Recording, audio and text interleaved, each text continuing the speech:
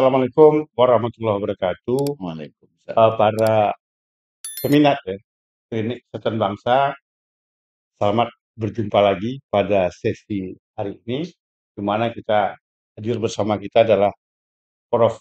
Rizky Samad. Beliau adalah Ketua dari Forum Komunikasi Umat Beragama dan juga Ketua Dewan Masjid Sumatera Barat dan juga pengajar akademisi dari UIN Imam Bonjol Padang. Pada hari ini kita bersama dengan beliau sedikit berbagi informasi tentang situasi Sumatera Barat yang kita sebut dengan uh, aktual isu ya, Ya, yang sedang banyak dibahas pada hari ini, yaitu masalah kenakalan remaja, masalah penyakit-penyakit sosial masyarakat lainnya yang perlu kita antisipatif ke depan bersama-sama demi kenyamanan kita hidup di Sumatera Barat. ya. Uh, Mungkin untuk ini kita persilakan Pak Prof untuk menyampaikan mungkin situasi ya, Ya, situasi aktual kita hari ini dengan isu-isu yang hangat terakhir. Silakan Prof. baik. Terima kasih Pak Iris. Assalamualaikum warahmatullahi wabarakatuh. Para peminat tadi, pendengar dan siapa saja yang tersambung dengan podcast ke Klinik Kesatuan Bangsa. Namanya saja sudah menarik, Pak.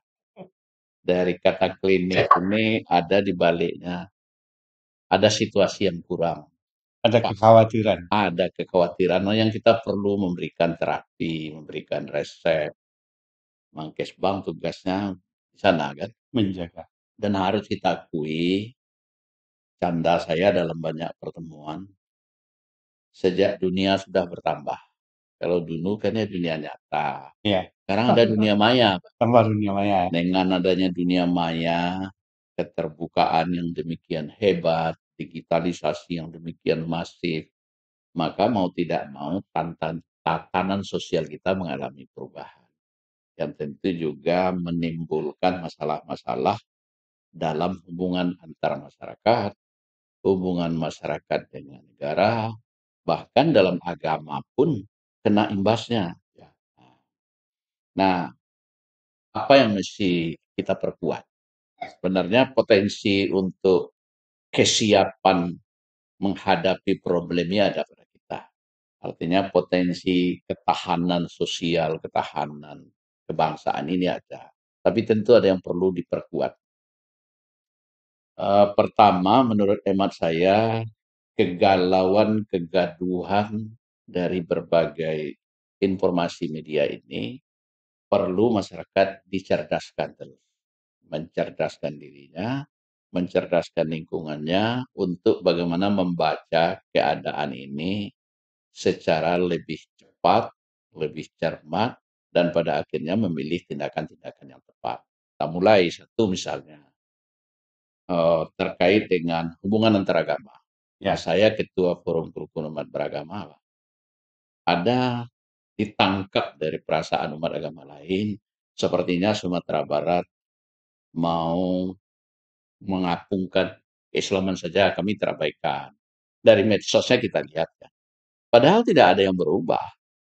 Kalaupun pemerintah mau menyusun regulasi, regulasinya tetap juga mengacu kepada regulasi nasional, Pak. Kalaupun ada ABS SBK yang oleh sebagian yang kurang paham, itu hanya negara memberikan ruang bagi kebudayaan untuk tumbuh sesuai dengan kearifan yang terbangun, tanpa harus mengganggu yang lain. Itu misalnya. Begitu juga bagaimana event-event keagamaan yang tumbuh. Sebenarnya sejak lama sudah ada. Tinggal lagi bagaimana event ini kalau dalam kearifan lokal adat itu jangan sampai apa namanya lampu awak di tarangan. kurang pedawan. Itu yang masalah Pak. Jadi masalah pertama itu yang sekarang terjadi sebagian media kita dia memadamkan lampu orang lain. Padahal negeri ini milik kita. Itu masalah-masalah dari cara orang memahami masalah. Padahal kearifan kita sangat cukup untuk itu. Lama dia ketujuh dia ulang. Bahkan dalam agama pun kita sudah lama mengatakan, masyarakat kita sudah hafal ayat itu Pak. Lakum dinukum waliyadin. Itu hampir sama seorang lana amalana lakum amalakum. Artinya sejak lama keberagaman, kebinekaan itu sudah menjadi watak asli orang Minang. Dan tidak ada pemaksaan. Dan tidak ada dipaksakan. Memang dia alami saja. Lalu itu yang sifatnya relasi antar umat beragama. Kalau relasi dalam masyarakat kita hari ini, isu-isu aktual, misalnya soal tawuran, sebenarnya kalau dianalisis akademik kan macam-macam tuh. Mengatakan ruang terbuka, terbatas, mengatakan anak-anak ingin ekspresi diri, dan macam-macam. Tapi pada dasarnya menurut saya ini sebuah kondisi yang tidak bisa diselesaikan dengan satu pendekatan. Mesti dengan pendekatan yang beragam. Pendekatan pendidikan, pendekatan keluarga, pendekatan agama, pendekatan keamanan. Nah, jadi inilah pentingnya klinik ini untuk mendiagnosis Ya, mana yang paling banyak masalah. sehingga terapinya jelas. Adalah serapinya. Apa ini masalah agama? Ya, berapa persen? Ya, Apa ini masalah kehidupan sosial. kehidupan sosial? Ya, berapa persen? Termasuk nanti kasus narkoba, LGBT, kemudian apa namanya disintegrasi sosial. Ini kan masalah-masalah yang terus tumbuh dan berkembang. Saya pikir ini ada hubungannya dengan kebebasan informasi dan digitalisasi tadi. Nah, untuk kasus-kasus seperti ini tidak bisa pukul rata, Pak. Mesti dilihat by kasus, setiap kasus. Saya beberapa kali menguji kawan-kawan yang meneliti tentang perilaku ini. Ya. Di Universitas Andalas, kemarin di UINP, saya diminta pandangan keagamaannya. Misalnya kasus LGBT. Kasus itu terjadi pertama karena teman sebaya, kedua karena faktor lingkungan. Faktor lingkungan juga ketika anak tidak terabaikan oleh orang tua, dia mencari teman sebaya, akhirnya masuk ke lingkungan yang salah. Kemudian juga faktor media. Jadi sebenarnya solusinya masih ada. Solusi yang dianjurkan secara akademik itu ya ketatnya keluarga kembali. Ketahanan keluarga solusinya. Nah, untuk ini kan tidak pula mudah. Keluarga kita pada satu sisi kan tidak seperti keluarga tahun 70-an. Ya. Keluarga jangan jauh itu 50 tahun ke belakang saja, kita itu potret keluarga tidak sama dengan sekarang. Nah, keluarga kalau dulu cukup kebutuhan dasar saja. Kebutuhan dasar pun tidak banyak belum. Sekarang HP menjadi kebutuhan dasar, Pak. Ya. Lebih baik dompet yang tertinggal daripada Itu contoh soal betapa kemajuan kita. Jadi menurut saya, ketika kita bicara tentang isu-isu sosial atau masalah-masalah sosial yang terjadi hari ini, memang kita bedah satu persatu, kemudian kita carikan solusi. Kembali lagi, kekuatan masyarakat itu sungguhnya pada basis lingkungan. Yang sering disebutkan ada rukun tetangga, disingkat keluarga. RT. Itu kan paling dekat. Ada rukun warga, disingkat RW. Nah, kumpulan dari RT menjadi RW. Ini basisnya. Saling jaga. Dan bagaimana mengapa ini? Memberdayakan ini dengan sebaik mungkin. Nah, tentu pemerintah, nama saja pemerintah, memberi perintah yang jelas. Jadi kembali lagi kita, di samping masyarakat dari bawah, membosek dari bumi. Masyarakat kita cerdas, masyarakat kita dewasa, masyarakat kita terbiasa berbeda. Itu membosek dari hati. Harusnya menitik dari langit juga. Ya. Kalau dia cerdas ini, nggak mungkin diperlakukan seperti orang bodoh. Nah, kesenjangan-kesenjangan seperti inilah yang memerlukan saya menyebut dua kata kuncinya. Satu, enrichment, pengayaan masyarakat. Kaya ilmu, kaya uang, bisa kemudian dari sana kaya sosial. Artinya dia memiliki modal yang cukup. Kalau ekonomi susah, intelektual terbatas, sosial miskin, spiritual kosong, itu sudah potensi yang sangat besar. Kalau bisa dia naik setingkat lagi di atas itu. Enlightenment. Peran podcast ini pencerahan. Ini ruangan ini kan sudah ditata ini. Tapi kalau tak ada cahaya, nah ini pentingnya pencahayaan.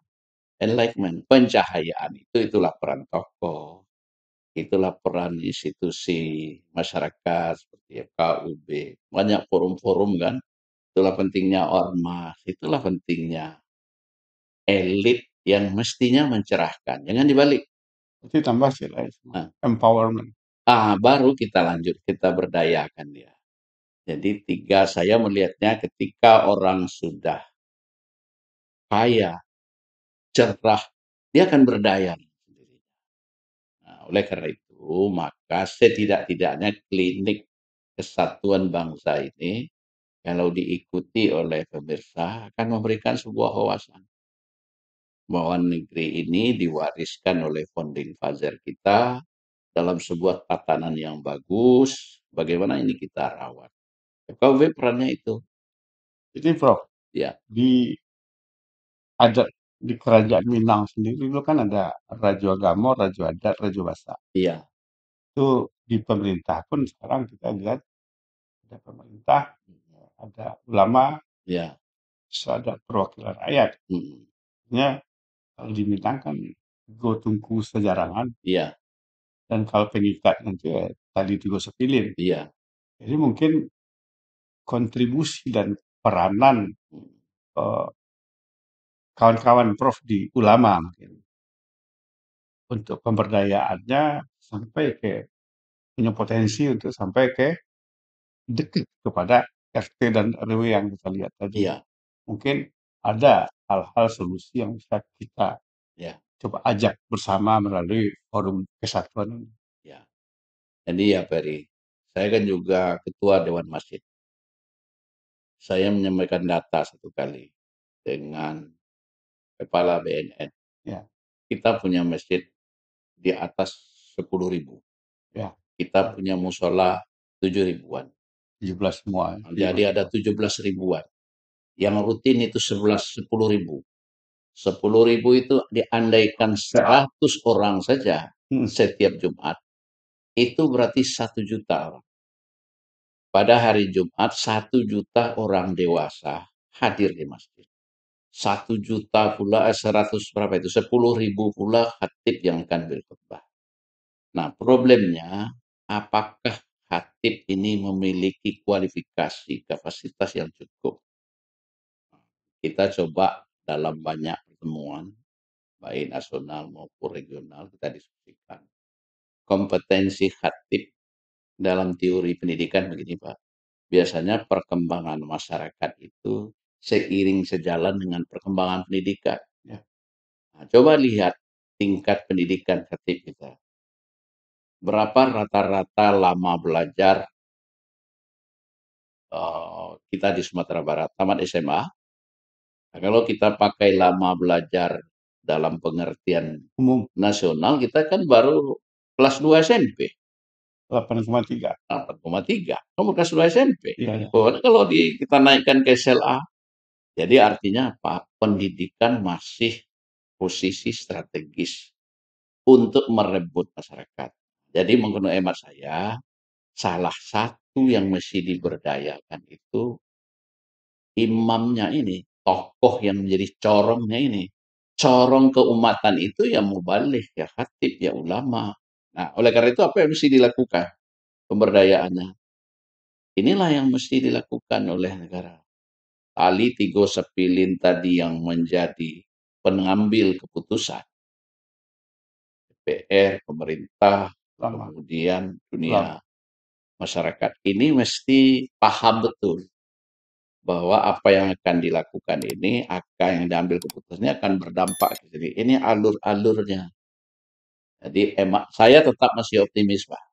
Karena melihat peran masjid ini luar biasa setelah kita pelajari. Dan kenyataannya memang begitu.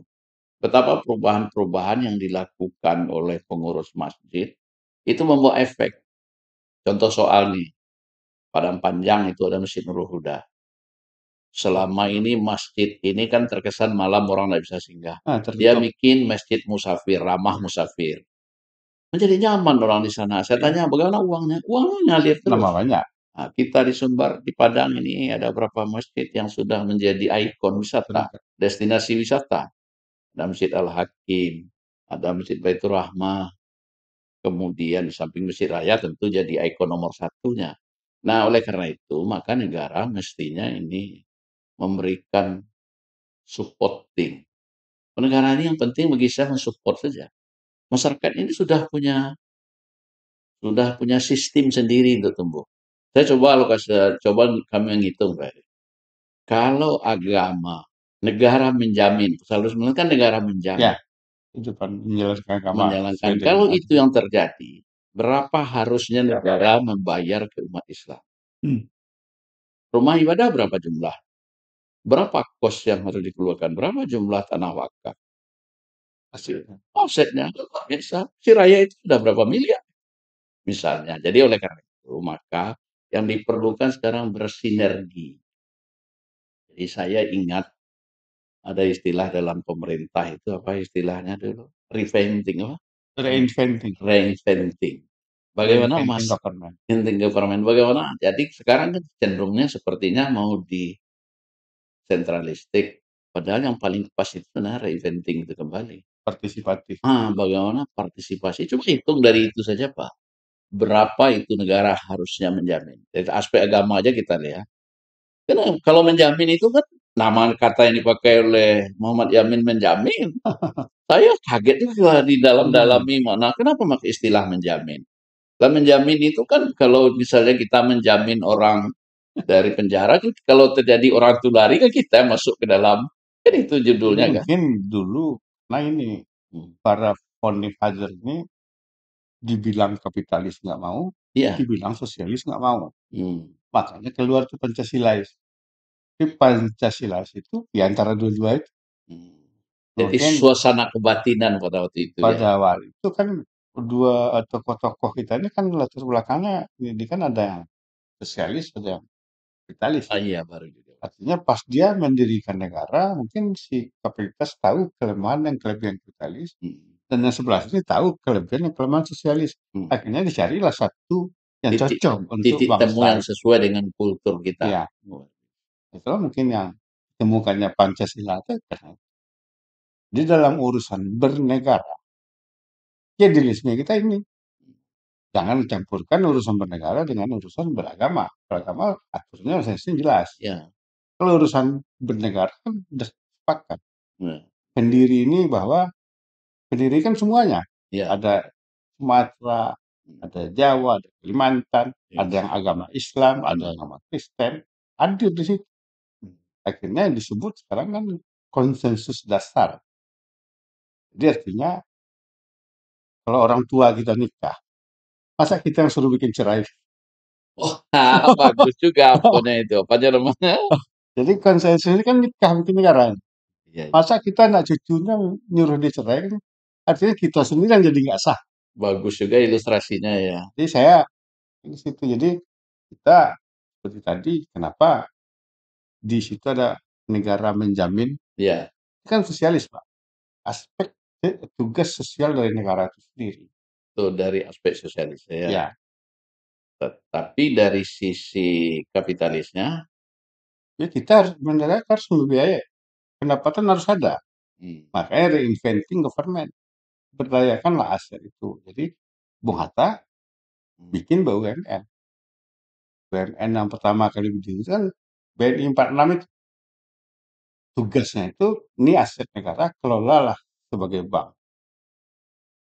ya, Itu kapitalis, Pak. Itu hmm. Bung Hatta itu yang mengeluarkan pertama kali mendirikan BUMN. Ini menarik juga untuk diketahui oleh masyarakat itu. Jadi Ya, bapak kita dulu dan ibu kita sudah nikah. iya, Mengapa harus diurai lagi keluarga ini? Luar biasa itu penting bagi orang Kristen. Pemeliharaan kehidupan kebangsaan, kerukunan antar bangsa, kebinekaan. Ya, sepertinya keluarga ya. Di iya, negara ini kita bawa ke keluarga. Ya, dia udah nikah kok. Karena yang Dan diakui PBB. pakai saksinya dunia ya. Iya, Jadi terdaftar terdaftar. capilnya itu PBB. Luar biasa juga istilah itu tuh. Karena dalam kata ambil lah panitia 9 ya, ambil lah mundur ke Ya, belakang lebih lanjut. panitia 9 saja Nah, itu 3 orang Minang, Pak. ya, Ya, Pak Yamin, Fatah, Agus Salim. ya, Sangat toleransi. Pas orang ini ngotot, eh, Pancasila nomor 1, kan sesuai dengan piagam Jakarta. Itu sentuh orang Islam. ya, Jadi panitia 9 ini katakan, saya tidak setuju. Akhirnya orang Minang kok, di Endonya masih bilang, bilanglah nanti, tinggallah ke Tuhan yang yang mana? Maha Esa. Kan tauhid kan. Jadi misi tauhidnya udah jalan. Masalah jalan yang mau diambil kita. Ya. Jadi di sini harus orang yang punya Tuhan yang hidup di Indonesia. Jadi substansinya tercapai, tapi bagaimana cara mencapai Cara. itu baru ada toleransinya sini dan Nah, itu itu yang toleransi. moderasi Pak. Jadi kalau dibawa konsep negara moderasi yang dipromosikan oleh Kementerian Agama ini, moderasi itu substansinya tercapai, tapi cara Caranya perbedaan terserah. menafsir kita itu hak kita, kewenangan kita. Jadi ada hal-hal penting yang menurut saya perlu dikonfirmasi atau dijelaskan ke masyarakat soal isu-isu hari ini. Masuk pilkada Ya, yang oleh pihak lain, katakanlah mungkin negara dari para pimpinan kita di tingkat pusat mengatakan ini kan ada daerah rawan, kekhawatiran. ada indeks kerawanan. Kemudian kita misalnya Padang masih dianggap oleh LSM negara rendah. Ini perlu juga disampaikan.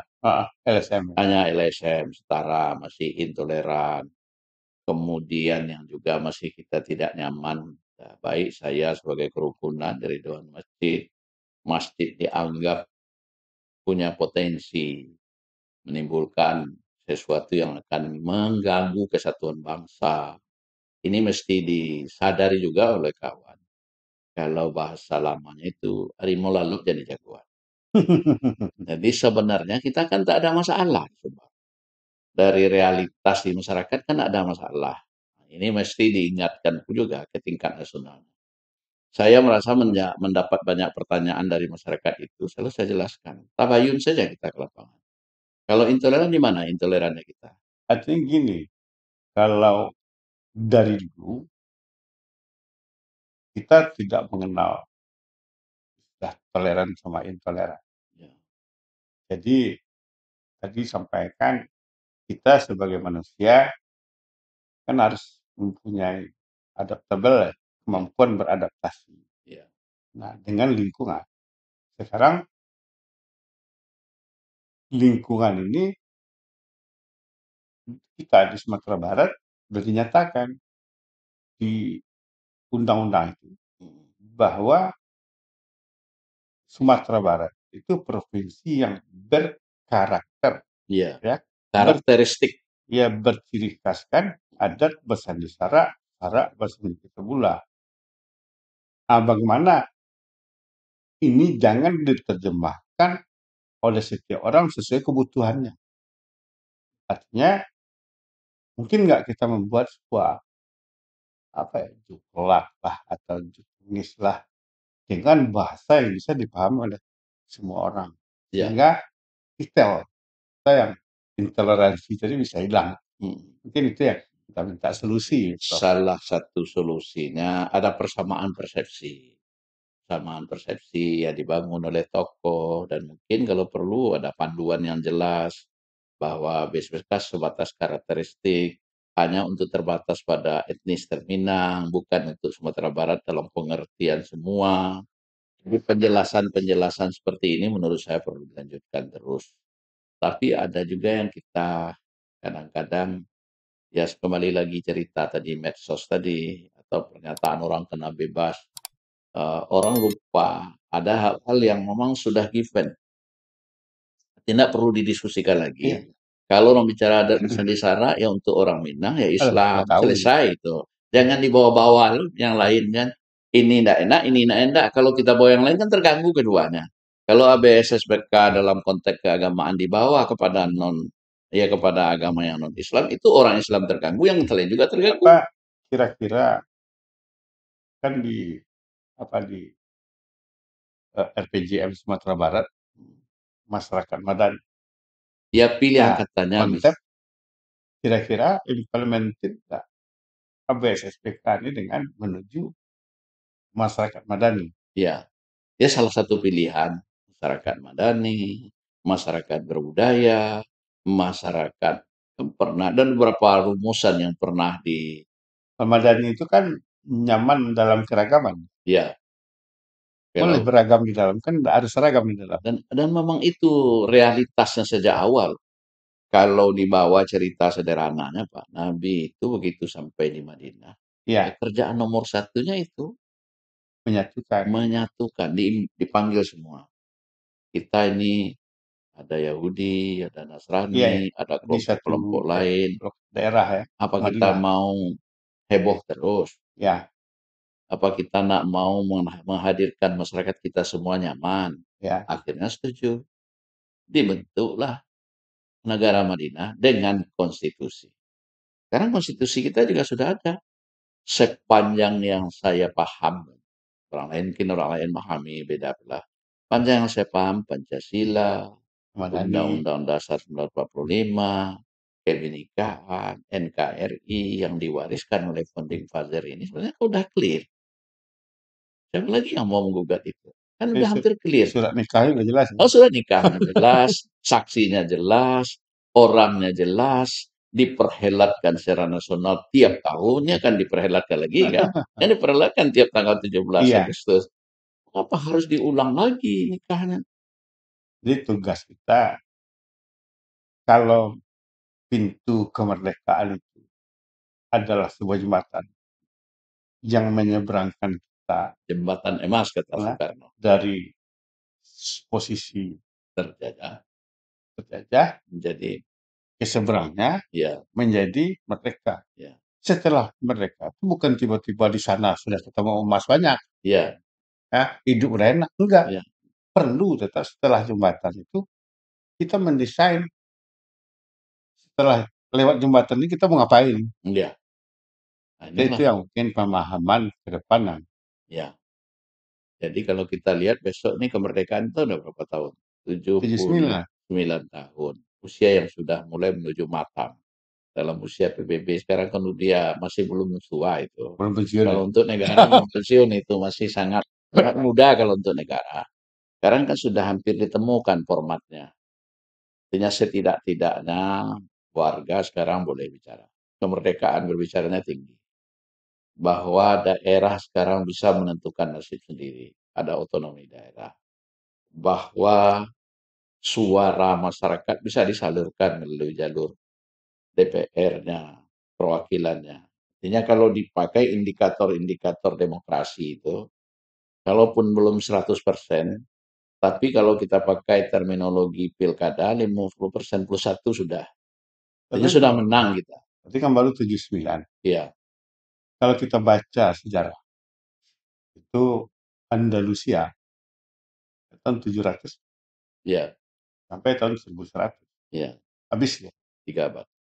Setelah itu Abbasiyah Iya, sampai 1200 habis dia dari 700 juga. iya, Setelah itu eh, Ottoman iya.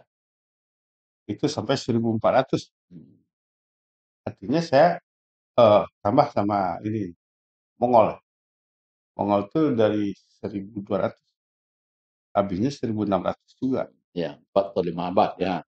Jadi setelah revolusi industri tahun 1700 Eropa Hmm, ya sampai dia bisa ke Amerika yang dia kalau dihitung dari 1700 sekarang udah masuk angka 300 nih Bro. iya, Ini kalau menurut sejarah kurvanya menurun lagi, udah sampai di puncak turun. turun, naik Cina, Iya, naik dia.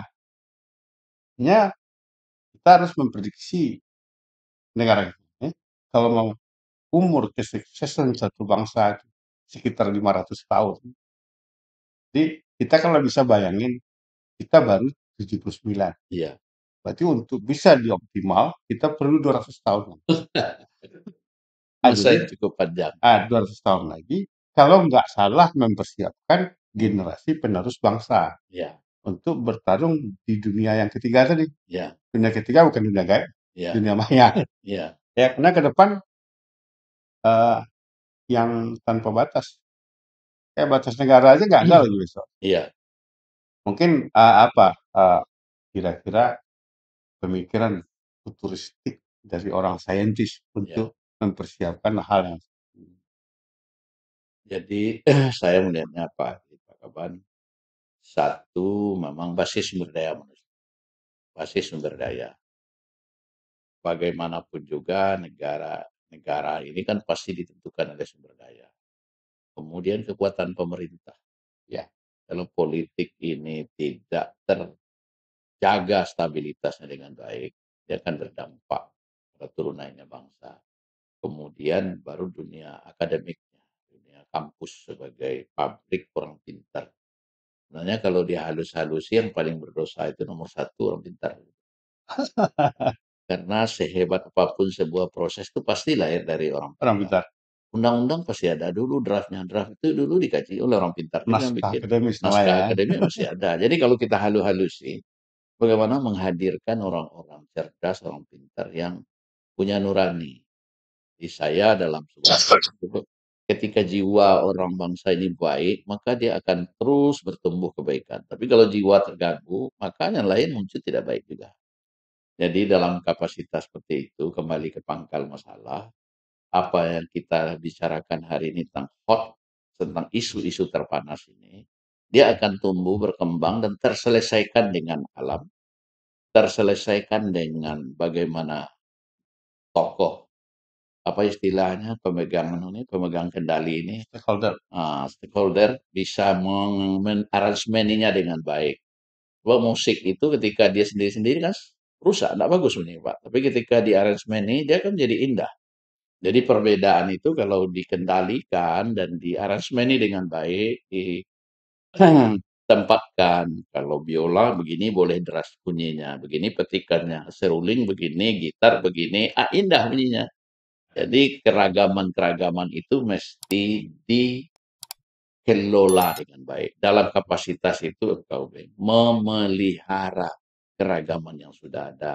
Namanya memelihara, aset jangan rusak, tapi bertambah diharapkan. Itu poinnya. Oke lah, Prof. Ya, Mungkin udah 30 menit kita ya. ya, oke. Masih banyak. Mungkin Ya, kita perlu sesi berikutnya. hmm, Dari kesimpulan kita bersama Prof hari ini bahwa tiada kemajuan itu tanpa sumber daya manusia yang tangguh, ya, karena membuat sumber daya manusia adalah dengan pendidikan akan melahirkan teknologi, ya, teknologi akan memacu daya saing. ya. Nah, kalau sudah memiliki daya saing tinggi, negara kita sudah kuat. Saya kira itu, Prof. Ya, Terima kasih terima kasih. atas Ya, kehadirannya ya. pada siang ini. Mudah-mudahan kita bertemu dengan isu aktual berikutnya. Jadi, Terima kasih. makasih. Assalamualaikum Oke. warahmatullahi wabarakatuh. Waalaikumsalam. Dia harus nampak filmnya. Oke.